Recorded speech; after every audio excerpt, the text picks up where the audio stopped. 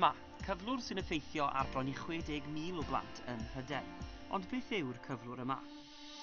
Wel, mae asthma yn effeithio ar ein hysgyfaint, yr organ sy'n galluogi ni i anadlu.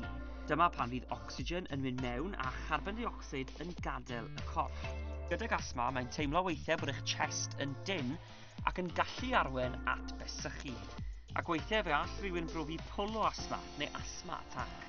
Ond sut mae ymateb i hynny? Pwy fan hyn sydd gyda asthma? Wel, dyna'n union mae'r criw yma'n ei ddysgu yn ysgol Bro Ogwr. Ond sut mae hi i fyw gydag asthma? Caru chwaraeon, ond weithiau dwi angen teico pump glas os mae'n rili anodd i anadlu achos fi'n redig rownd. Weithiau mae'n iawn, ond weithiau mae'n rili anodd. Fi ddim wedi cael asthma attack eto, fi'n lwcus ddim i cael un. Ac mae'r poster yma gan Asthma Lung UK yn cael ei dosbarthu mewn ysgolion.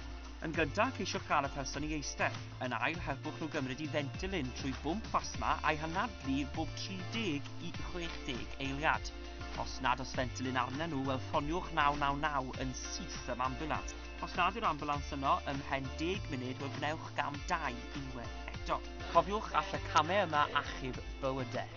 Y pryd ti'n fel anadlu, mae gallu mynd fel squeaky, tipyn bach. Ti a mae'n rili anodd i anadlu achos mae'n rili brifo mewn. Asthma and Lung UK, mae'r adeg hon o'r flwyddyn pan mae disgyblion nôl yr ysgol yn gyfnod pan mae symptomau asthma yn gallu gweithygu gyda ferysiau ac anwyden fwy cyson.